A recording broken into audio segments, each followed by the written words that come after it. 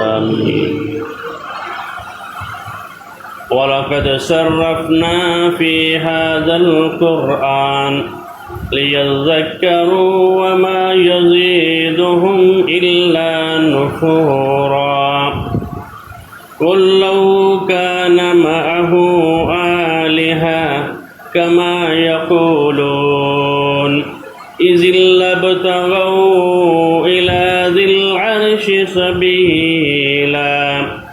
سبحانه وتعالى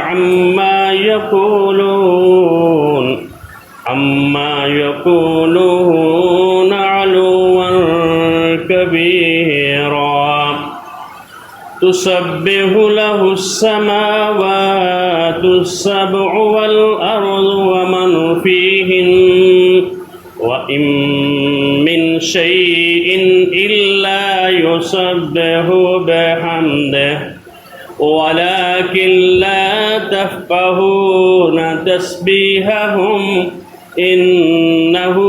كان حليما غفورا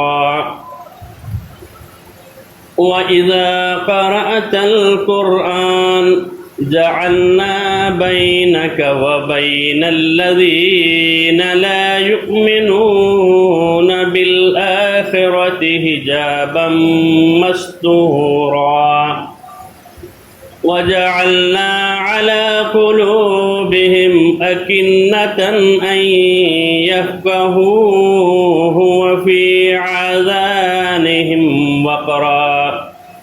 وإذا ذكرت ربك في القرآن وحده ولوا على أدبارهم نفورا نحن أعلم بما يستمعون به إذ يستمعون إليك وإذ هم نجوى إذ يقول الظالمون إن تتبعون إلا رجلا مسحورا انظر كيف ضربوا لك الأمثال فضلوا فلا يستطيعون سبيلا وقالوا أإذا كنا عظاما ورفاتا أإنا لمبعوثون خلقا جديدا قل كونوا حجارة أو حديدا أو خلقا مما يكبر في صدوركم فسيقولون من يعيدنا قل الذي فطركم أول مرة فسينغضون إليك رؤوسهم ويقولون